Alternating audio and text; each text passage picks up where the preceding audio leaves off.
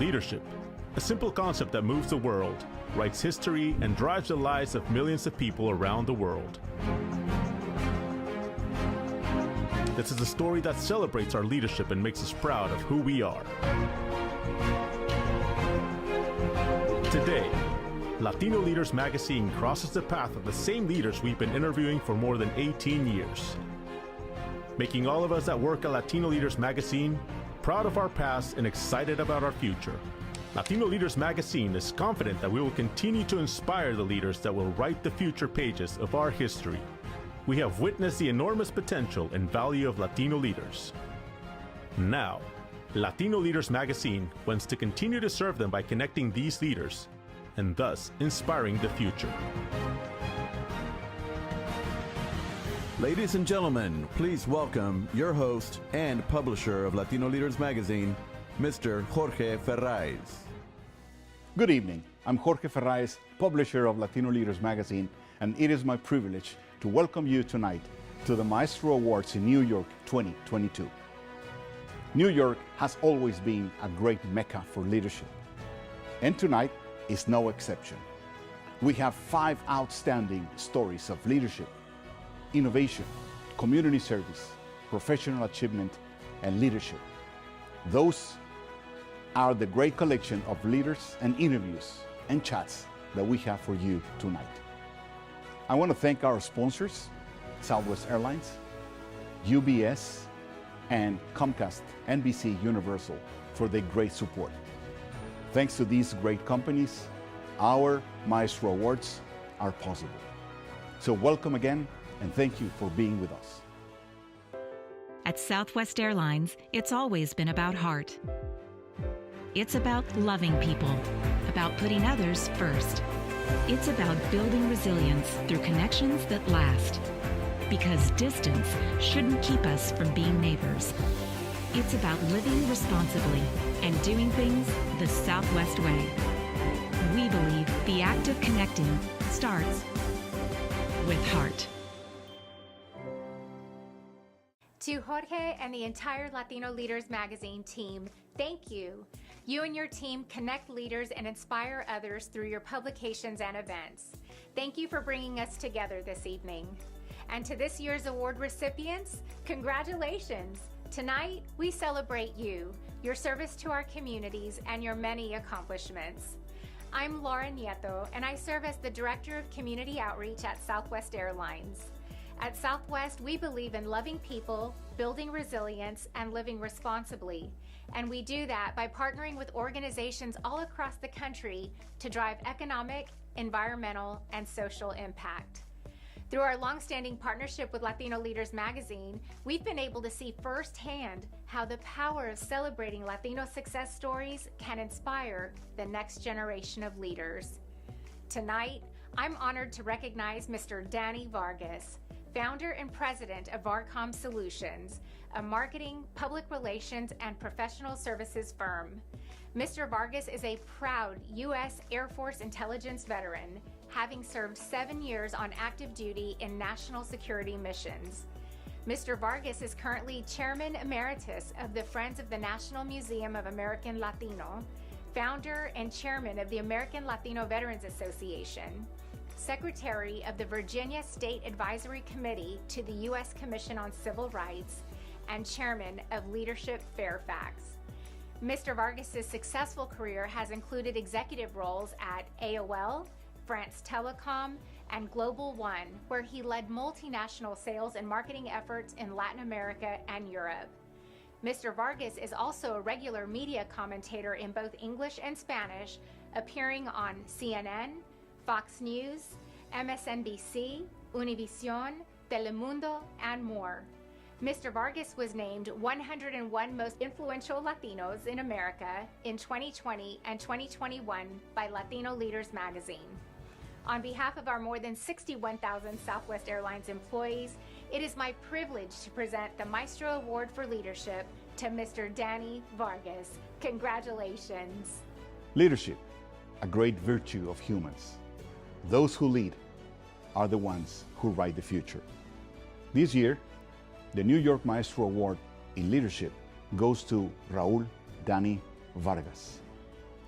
a great person, an accomplished leader who has been able to accomplish his dreams. Let's watch the video. My family's from Puerto Rico. My mother's from Arecibo. My father was from Ponce. So my mom moved to New York and when she was about 18 years old. I'm the youngest of 4 kids. My parents divorced when I was 2 years old. But her growing up, she never learned to read or write. She never finished the first month of the first grade. So when they divorced, we ended up on the welfare system. Grew up in an area called Bushwick, Brooklyn, which was not only the worst neighborhood in the city at the time, one of the worst neighborhoods in the country. So there were a lot of times where, food was an issue, places to live was an issue.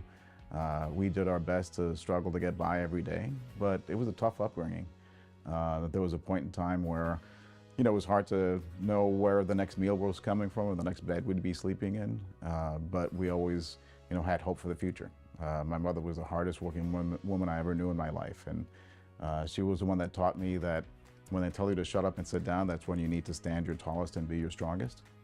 And so I learned a lot from her, despite the difficult upbringing.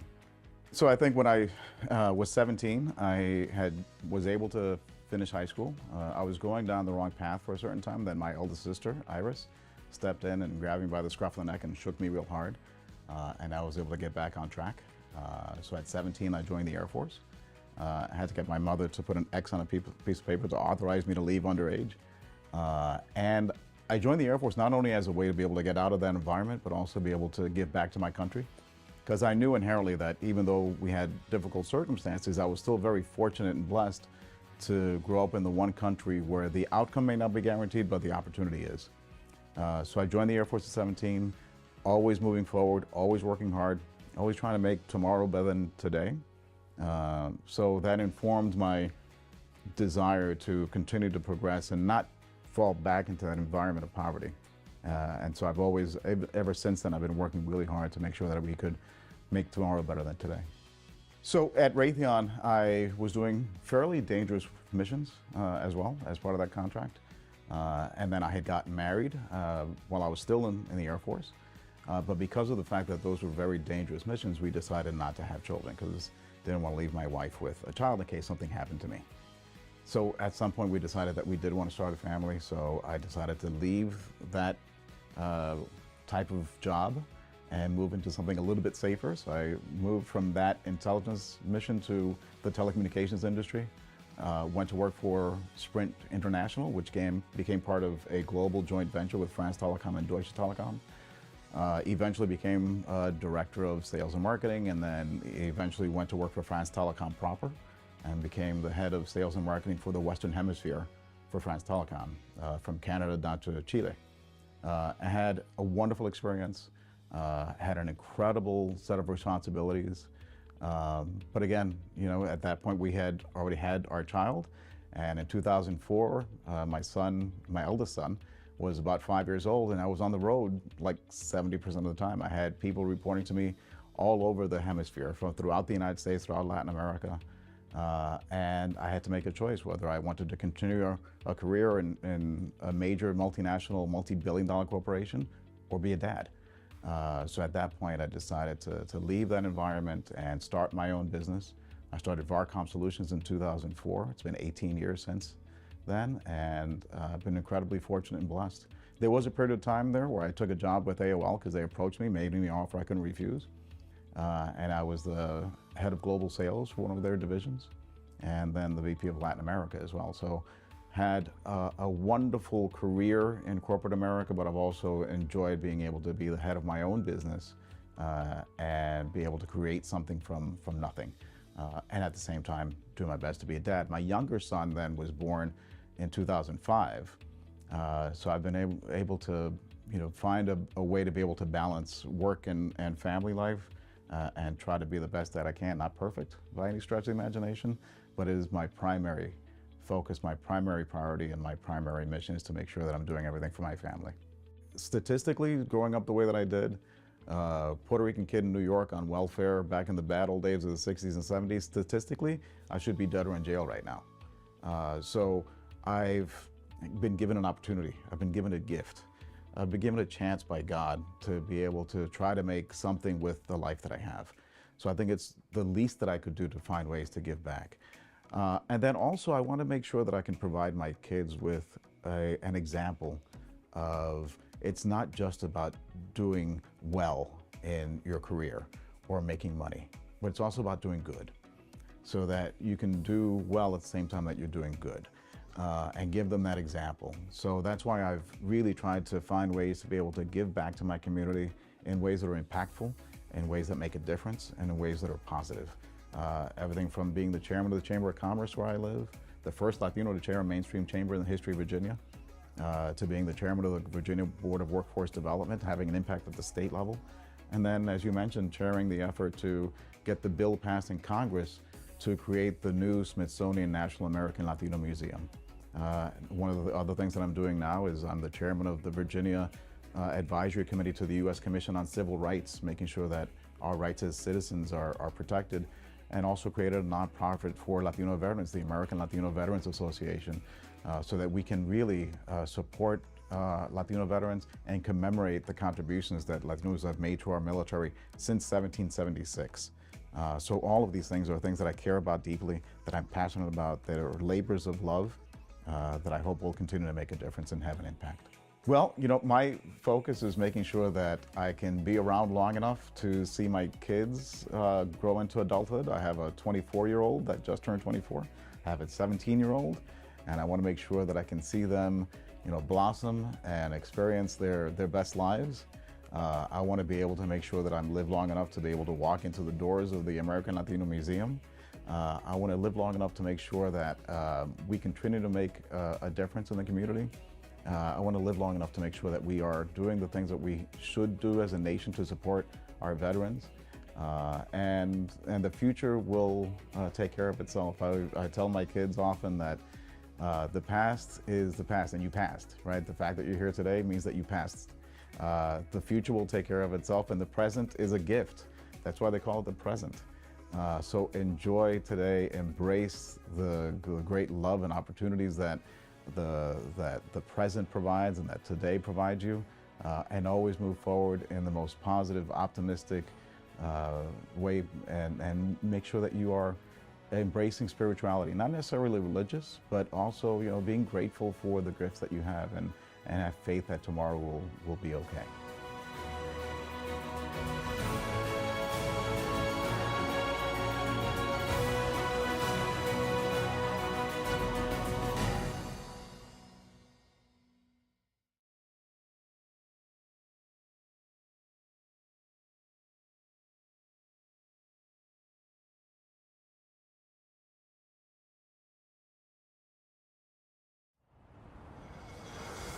What makes you get up in the morning?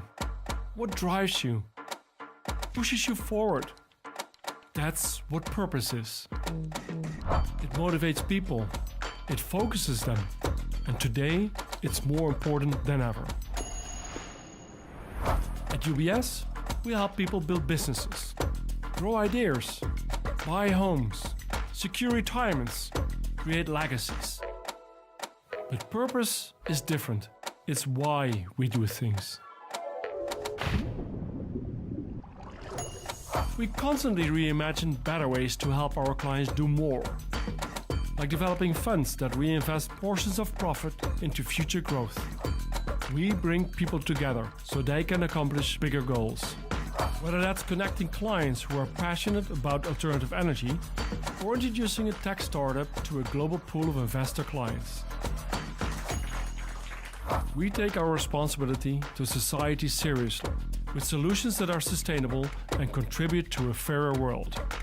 It's why we work with businesses to help in their net zero transitions. It's why we develop funds that promote female-led companies or strengthen diversity. Knowing why we do things transforms what we do. It's what makes us UBS.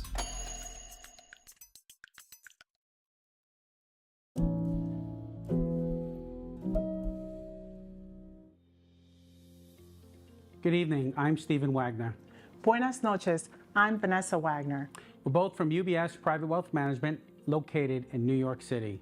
UBS is the world's largest and only true global wealth manager. Myself, I've always had a passion for the industry and settled with UBS just about 25 years ago, priding ourselves on building long-standing, multi-generational relationships with our clients. This evening, we're just so happy to be partnering with Latino Leaders magazine to introduce to you one of the most influential women in America today. So tonight, we are proud and honored to introduce and present the 2022 Professional Achievement Maestros Award to a true pioneer and trailblazer. Her name is Nanette Cosero. She's the Global President of Vaccines at Pfizer Biopharmaceutical Group. Nanette is an inspiration and role model to so many of us. At Pfizer, she leads one of the most important teams of the century. With Nanette's leadership, we're all healthier and in a better place as she's protecting lives at all stages, from infancy to adulthood. Thank you, Nanette. Your contributions are truly saving lives. Steven y yo estamos extremadamente orgullosos de compartir la misma herencia puertorriqueña que Nanette. Y muchísimas gracias a Jorge y a Latino Leaders Magazine por su gran impacto en la comunidad hispana.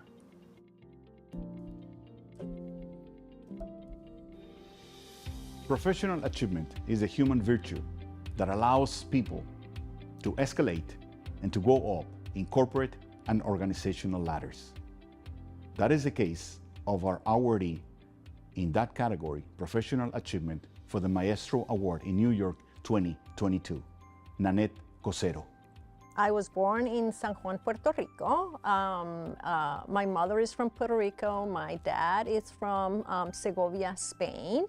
And my upbringing was a lot with the mindset of immigrants, where our parents raised us with the responsibility of having an impact in the community that we're part of demonstrating the value that we can bring to the environment that we live in, and we grew up with that sense of responsibility in that way, and at the same time, my parents also always encourage us to shoot for the stars, to dream high, aim high, and I believe them, and that's what we strive for.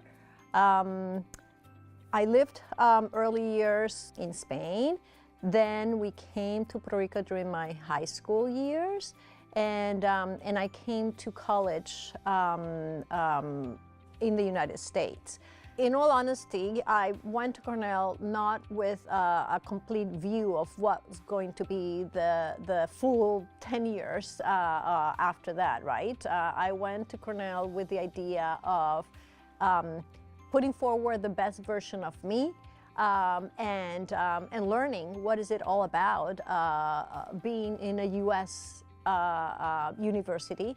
I was the first one to. I am the oldest in my family, so the first one to leave home, the first one to live far and alone. But again, I was going with. I have to strive for the best opportunity, and Cornell was that for me at the time. A really good Ivy League university, and I was not 100% sure how it was going to be, but I knew that I was going to figure it out. Coming to pharma allowed me again to combine my technical background and my business background. My first job right after the PhD and the MBA was working in healthcare consulting, management healthcare consulting. And then that exposed me to different pharma companies, biotechs, because I specialized in that space. And then quickly, of course, I realized that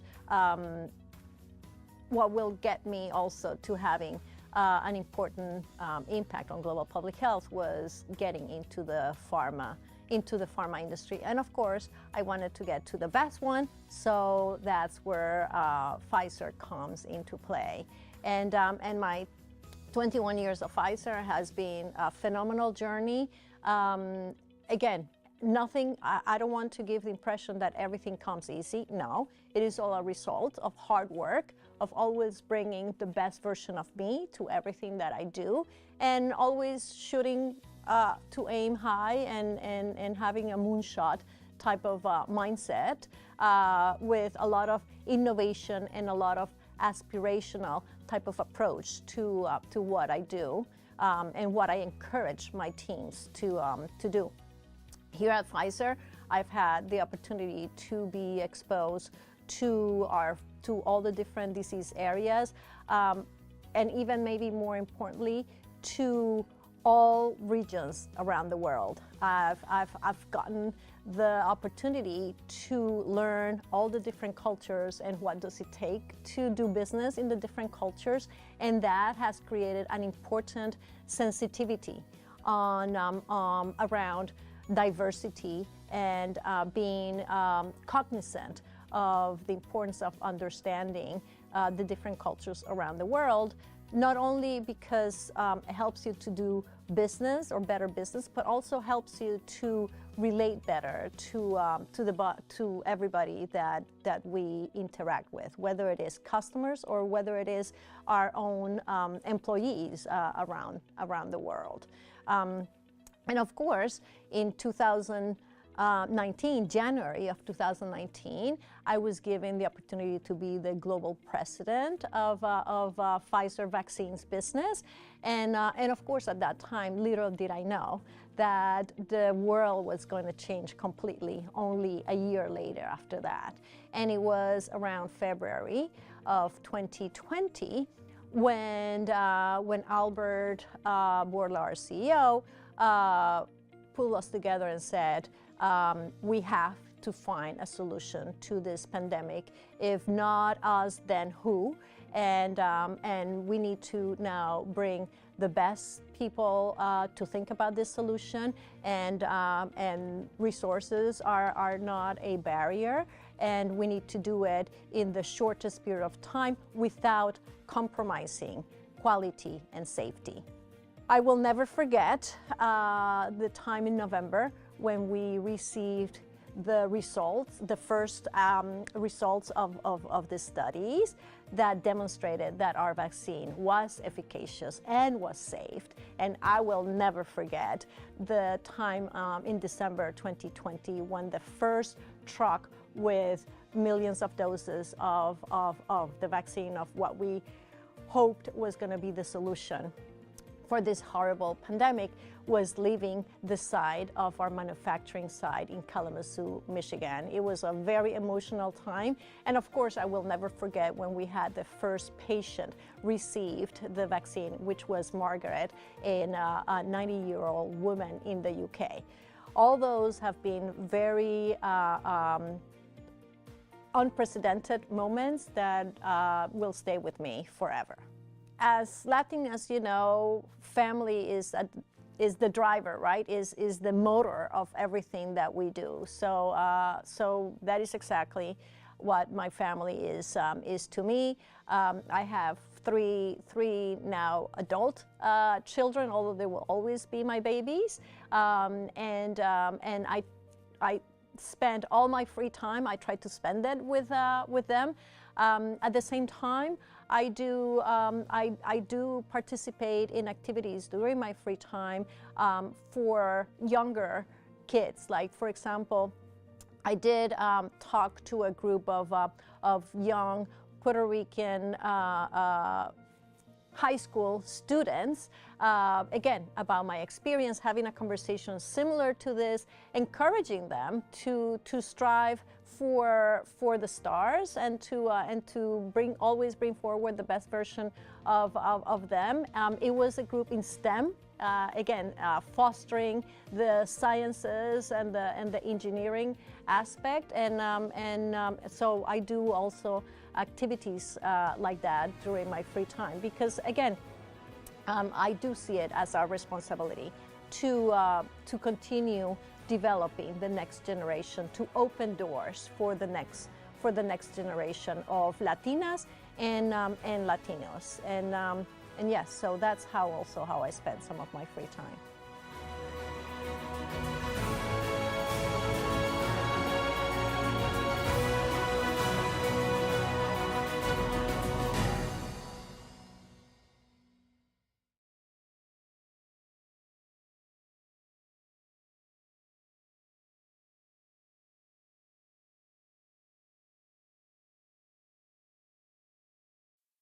Buenas noches. I'm Tom Llamas, Senior National Correspondent for NBC News and the anchor of Top Story on NBC News Now. It is a privilege for NBC News to partner with Latino Leaders Magazine to present the 2022 Latino Leaders Maestro Award in the category of Community Service to Janelle Rodriguez for her incredible career as a communicator, news producer, and leader leading across NBC News Now, NBC Nightly News, and breaking news specials. Janelle is a powerhouse who manages each project and piece of the business with diligence, and across all of her work at NBC News, she has prioritized an inclusive environment, hiring a diverse group of employees, both in front of and behind the camera, to reflect the audience we serve every single day. NBC News is so proud to join Latino leaders in presenting this recognition to Janelle. And on a personal note, it is an honor and a privilege to get to work with Janelle and see her in action. She is somebody I respect, I admire, I listen to her every single day. She's one of my bosses, but at the end of the day, she's also one of my good friends. NBC News truly is so lucky to have her on our team, especially in a leadership position. Without her vision, without her diligence, without her editorial judgment, NBC News Now would not be what it is today. Congratulations to Janelle, and I know it's just only bigger and better things ahead. Community service means working for others and achieving success, not only for you, but also for your community. That is why the New York Maestro Awards in the category of Community Service 2022 is presented to Janelle Rodriguez, a passionate woman. Let's watch her video. My name is Janelle. I was born in Washington, D.C., raised in Maryland. Both my parents are from Ponce, Puerto Rico. I'm the youngest of 3 kids. My family came here in the 60s as translators, which is why they moved to the D.C. area. And hence I was born and raised there, one of 3 kids. Yeah, I mean, at the time, there were very few Latinos in the Washington area. Now there's a ton, but when I was growing up, there was myself and all of the other families that we knew who were like cousins to us, but that was it. And even going to get Malta or Guava or something like that, you went to what was called the Spanish store at the time, right? And now you go back to the DC area and it's completely different place. But certainly when my family came, it was, you know, look to your left and your right, and we were always one of the few families. But we had a strong community because they knew everybody in the area, and those families we grew up with and had the parties with, and, you know, like I said, we grew up like cousins, but we were far and few between. I actually fell into news, so to speak. So after Berkeley, I went to San Francisco State to get a master's in film production. I wanted to be a film director. But I was paying for graduate school and, you know, on my own. And so I had the technical skills through film school as an avid editor. So I got work at the local NBC station, ironically, during grad school as an editor to pay for film school. And it just so happened that I had a great executive producer and an anchor. One was from Colombia, the other one was a Black woman, and they just took me under their wing and they taught me how to produce for television, write for television, field produce for television, and they taught me all of the fundamentals. I remember the first script I ever showed them, the anchor took a red pen and literally crossed out every line because I was writing it like a university paper, and she's like, this is not how you write for television. So they were tough, but they showed me, you know, the basic ropes of it. And as soon as I graduated from film school, they hired me on staff. I was freelancing for them during film school. They hired me on staff. They gave me my first job, and that was at the local NBC station. And on a whim, I saw about a year later a job online for CNN. I was totally underqualified, but I went ahead and sent my application. And lo and behold, they called me a couple weeks later. They put me through like 3 or 4 rounds of interviews and current events quizzes and all kinds of phone interview. They then flew me out, and to my great shock, they hired me, and they were like, you need to be here in 2 weeks. So I packed up everything basically, and I moved to Atlanta, where I had never been before. the only time I'd been to Atlanta was that CNN interview where I went from the airport to CNN, which anyone who knows Atlanta, there is not much of Atlanta between the airport and CNN. And I just picked up and I moved and started my career there. Really, I did not know. I thought I'll go do that for 6 months and then I'll come back to San Francisco. And here we are.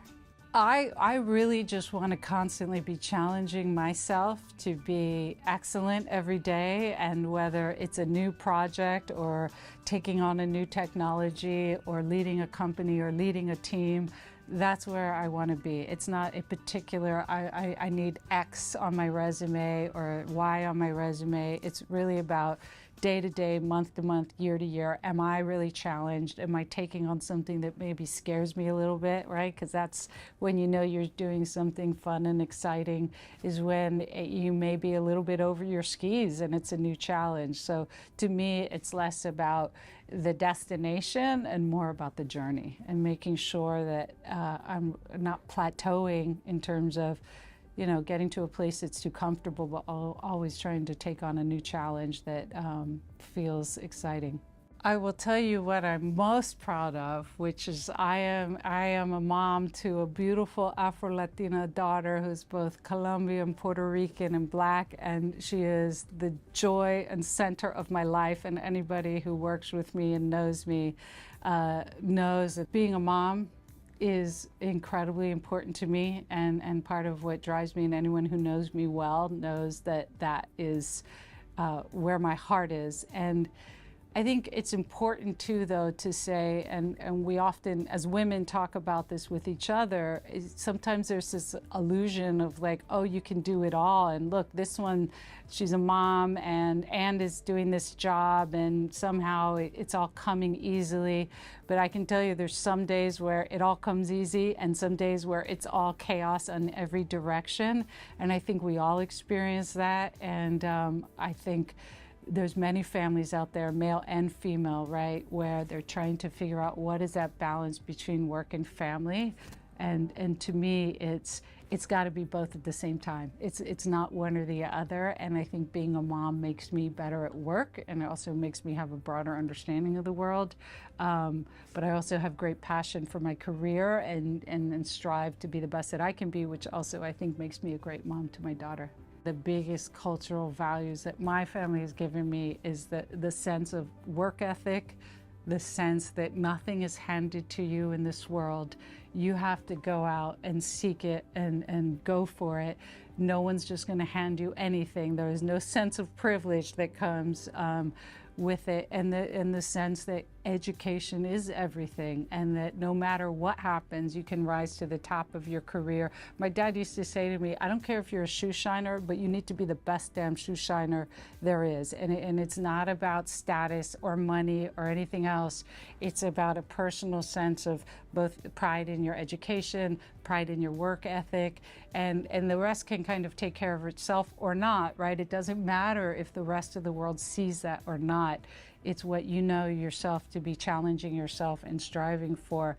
And that, to me, is fundamental to who they were and culturally. And I also think people outside of the Latino culture don't realize how strong that is in so many families. And I think, you know, the first thought may be like, oh, there are a lot of uneducated immigrants coming to this country, when we know, in fact, it's often quite the opposite, of people who, you know, have their degree, their medical degree in another country, and then they come here and they have to do their medical degree again, and they do.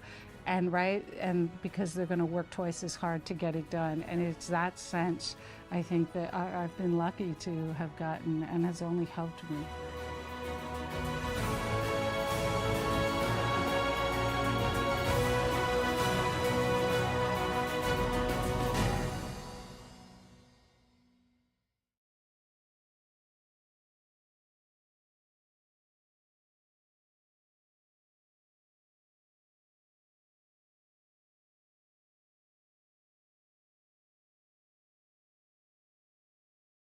Entrepreneurship is that human virtue of visionaries that can make things happen.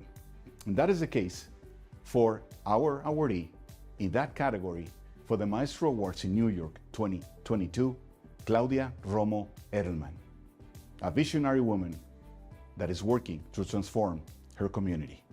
Let's watch her video. I am the result of basketball. My parents met playing basketball. My mother was a professional basketball player. As a fact, she played for the national team of Mexico, and my father was an amateur, so they met. They come both Mexican families. I was born in Mexico. My father's family, Mexico City, my mother's family from the north. All of us, you can imagine, you know, like very sporty and athletic and tall as well. I grew up in a matriarcado, absolutely, with a very strong family, with very strong female people in my family, and with a sense of possibility. My parents had 3 kids. 2 of them died when they were 18 months old. I was the middle one. So for my entire childhood, I was in a microscope pretty much, checking out whether I was gonna make it or not. And year after year, you know, like the 5-year-old Mark, 6-year-old Mark, I could see that everybody was like, wow, she's strong. As a fact, stronger than death. So I grew up with a feeling of everything is possible and nothing can stop me because I was able to defeat death. And so I think that that has been pretty much a way of living, the way that I saw my parents, the way that I saw my mother live her life. She changed her vocation 3 times. She was a basketball player, then she became an economist when she lost her 2 kids. That was a way for her to actually change her life and actually defeat fear by getting into something completely new. And at some point when she was 40, she decided she didn't like economy. Her real profession was to become an actress, was to be an actress. So she went full on in an absolute new profession. And I remember distinctively how hard it was at times when she was not called for a soap opera or a theater. It was like really scarce economically for us. And it's not that she was not scared, she was petrified. It was only her and I, and we were, you know, struggling, and nevertheless, she just didn't want to have fear take the decisions of her life. She wanted to be an actress, so it's not that she was fearless, but she was fear-free. And she took us through those struggles and we overcame them, and then she became a great and really first actress in Mexico. And I think that those are lessons from my childhood. 1, that everything is possible, and 2, that fear should not be the driver of your life. It's not that you have to be fearless, but it's great to be fear-free. It is very clear to me over the last 25 years that change is possible, that the world is more malleable than what we think, that we can kick it into shape to make viruses go down like AIDS. We've been able to control it, that it's possible to have communities thrive coming out of nothing when they have a plan, when we move from individual efforts to collective. I was witnessing of how the pandemic of public health really came together to defeat one of the most important diseases of the world. AIDS, tuberculosis, and malaria were controlled when people got together. So when I started looking at the Hispanic community, I realized that there was a variety and incredible individual efforts. A lot of great leaders that have brought us to where we are, stronger than ever, more ready than ever. But there was a need for collective action, a platform to unify all the efforts so that we can be not only singing from the same song sheet, but have a shared agenda, a shared plan. Every revolution starts with a small group of people that share a dream. And that's where I think the contribution that I thought I could bring to the community is like looking at everybody and taking the experience that I have had in the past and putting a collective platform that we call the Hispanic Star, so that we can actually not only unify our efforts, but also have a platform to showcase the incredible contributions of the community. And I think that recognizing who our allies are, putting a plan together, understanding that all we want as Latinos is to progress, and that what we need to do is unity and pride. Elevate our understanding of ourselves, elevate the self-regard. The social recognition of Hispanics will help us to unite because we're not in fear, and unifying through a shared agenda with the allies that we have. In this case, I truly believe that corporate America is going to make a huge, huge difference for Latinos because it's self-interest to them. So I'm very optimistic about the future of Hispanics. I'm very optimistic because in the last 3 years, I've seen more than 300 companies that have manifested themselves Latino-friendly, that have taken the steps. I've seen more than ever Latino leaders from Latino organizations coming together and being more united, more collaborative, more efforts to move from the scarcity mentality to the abundance mentality so that we can understand that there's not a seat at the table for Hispanics, because there's no table. There's only a country full of opportunities for every Hispanic if we support each other. So I truly believe that the time is now and that we're going to be witnessing a breakthrough for Hispanics where we all are going to be seen, heard, and valued with an equal opportunity to progress. Very clearly, you're going to see in the next 30 years a majority of the country speaking Spanish, where Latinos, even by 2050, 1 in every 3 American will be Latino. Hello, hello, hola. Hello, hello, hola. And that's just normal population demographic.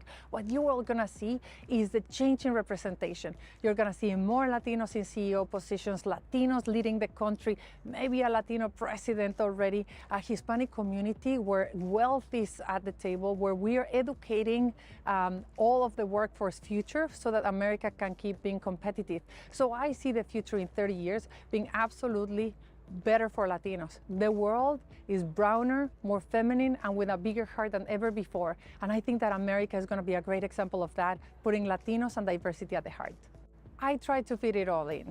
To be honest, I'm a family person, so I try to be as much as I can with my children. I do all the activities. I'm very quota driven. I plan a lot, so I know that I want to have breakfast with my kids 5 times a week, that I have dinner with my kids at least 4 times a week, that I want to have a solo occasion with them once a month. I try to plan the family time that I have, my couple time with my husband that I know for 20 years, and I married 5 years ago, actually pretty much on the date.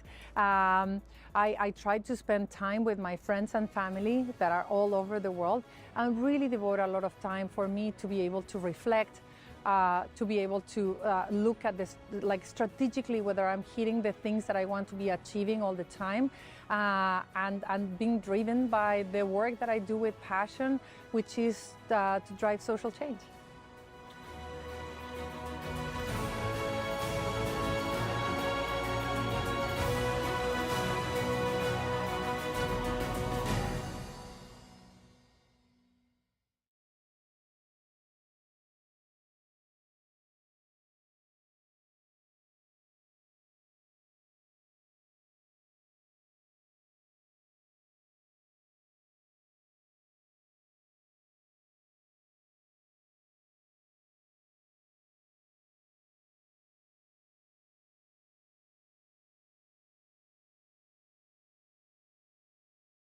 Innovation means fresh ideas and a thriving force. And that is precisely what Javier Gándara, our awardee in the category of innovation for the Maestro Award in New York 2022 is. A passionate leader with a thriving force. Let's watch his video. I was born in Pachuca, Hidalgo, in Mexico, central Mexico, small city an hour away from Mexico City. I'm the oldest of 5 kids. My dad was a medical sales representative and then a university professor, and my mom stayed with us and took care of us. From very early on, my dad always told us, you gotta give your best effort, right, in whatever you do. Doesn't matter if you're the guy cleaning, it doesn't matter if you're the guy president of the company, just give it your all. And I just knew that education has always been so important in my life, right? I just knew that education, same in Mexico, we didn't have like connections or money, or I just knew that for me, going to school, having good grades, that was the one thing that I had, right? And I knew I could do well in school. So in middle school, I got a scholarship to Tecnológico Monterrey, which is a good high school. And in that high school, they had a trip to New York City. And this is the first time I ever set foot on the United States. I had to work for like 6 months, in order to be able to pay enough to come to this trip to New York City. At the end, I have so little money that I remember going to McDonald's and buying like 4 hamburgers for like 5 days, 4 hamburgers and $1 to survive for like a few days because I brought so little money. But that trip, I remember going to Wall Street, and for a kid from Mexico that has never seen the U.S., you put him in the middle of Manhattan, and that is overwhelmingly inspiring, right? And I remember being in Wall Street and thinking, this is it. I want to do this. I have no clue, but this is what I want to do. I saw people that look engaged, busy, talking about things that sounded smart, and that's where I decided I want to work in Wall Street. I went back, and then I knew I wanted a career in finance. Once I was in Bank of America, I realized that pretty much every single banker that went the next level, at least in Mexico City, had an education from the United States or from Europe. So, and my dream was still, I want to go work in Wall Street, right, in New York. So I started applying, even since I was in Scotiabank, for business school. Now, I was from a tiny little town. I did not know there were like courses like Kaplan that prepare students. I did not know anyone that had gone to an MBA. I just Googled it, and I just knew I needed to take the GMAT. So I went, bought the GMAT in a Barnes & Noble library, and then I just started just studying by myself. I remember having my 4-month baby, and then I was just like feeding him a bottle and then studying for the GMAT. Again, rejection is just part of succeeding, right? Rejection is just part of an everyday effort. I can show you the letters of 20 business schools that rejected me, and I keep them because to me it was part of my effort, right? The first year, all schools rejected me. Second year, all schools rejected me. One said, hey, if you had a little more work experience, maybe next year you can get it, right? The third year, I got into like the schools that I really wanted, Wharton, Yale, UCLA. And I ended up choosing Wharton because it was like finance, my dream, and that's how I ended up going there. I remember the day that I got the acceptance letter from Wharton. Me and my wife were sitting inside, it was like 11 p.m. We were inside our car that had like holes, and there were like water would leak out inside of that car. You know, it was such an old car, and we were just sitting there together. We had spent every single disposable income that we had in the applications, the MBA applications, the GMAT, right? And so we have spent so much money and so much time on this dream, and then when after 3 years you get this letter that congratulations, you've been accepted to the Wharton class of 2013. Like, I just knew life has changed, you know? Like, I just knew things weren't gonna be easy, but things was gonna be completely different. I just knew it, and that overwhelming feeling, it was a very happy day.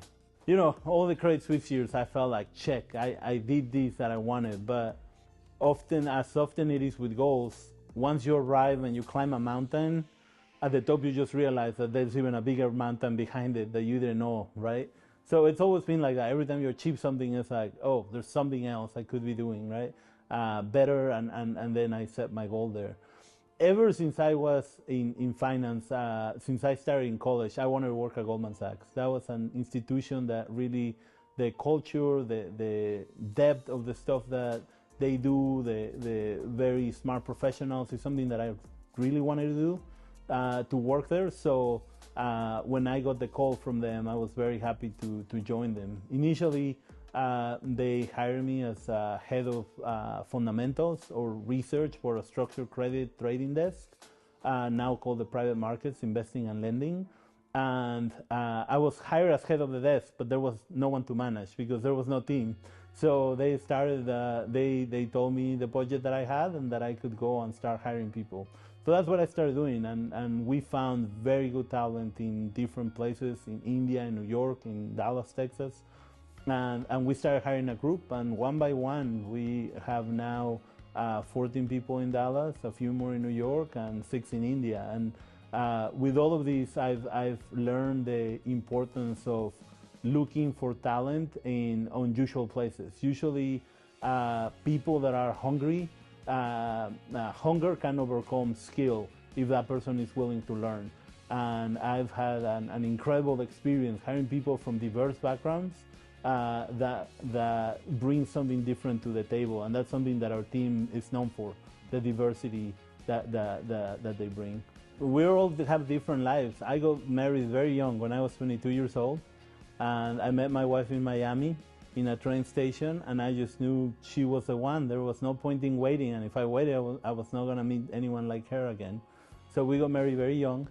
Our kid was born 2 years later, our first son, Ashton, and he was born in 2009, so right in the middle of the financial crisis, right? And we've had a small family, and now I have a daughter, Grace, so we're 4, and the 4 of us just love spending time together, right? The fact that I've had this family unit has helped me, that I've been able to just move to New York, for example, where I didn't know anyone, and I didn't have any family here, but I had my little family, right? And that has kept us together. We love to travel together. It's very easy. It's very easy. 2 parents and 2 kids. We just take the luggage and go where we want. So that's been a great. And yeah, recently, as you said, after 9 years of working in a trading firm in New York, I was given additional responsibility, and I was asked to relocate to Dallas to lead another team. And it's a challenge, right? That wasn't on the plan, but it's a challenge.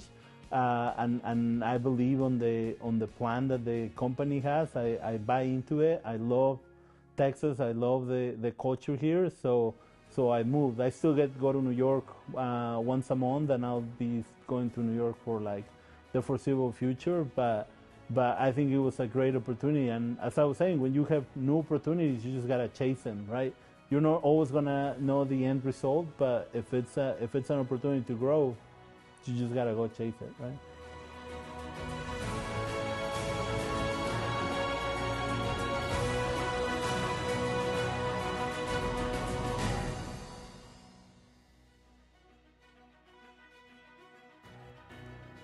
Thank you for being with us tonight. This has been a fantastic celebration of leadership. And thank to our sponsors, Southwest Airlines, UBS, and Comcast NBC Universal for their support. This has been the Maestro Awards in New York 2022, and I look forward to seeing you next year in the same city. Thank you again.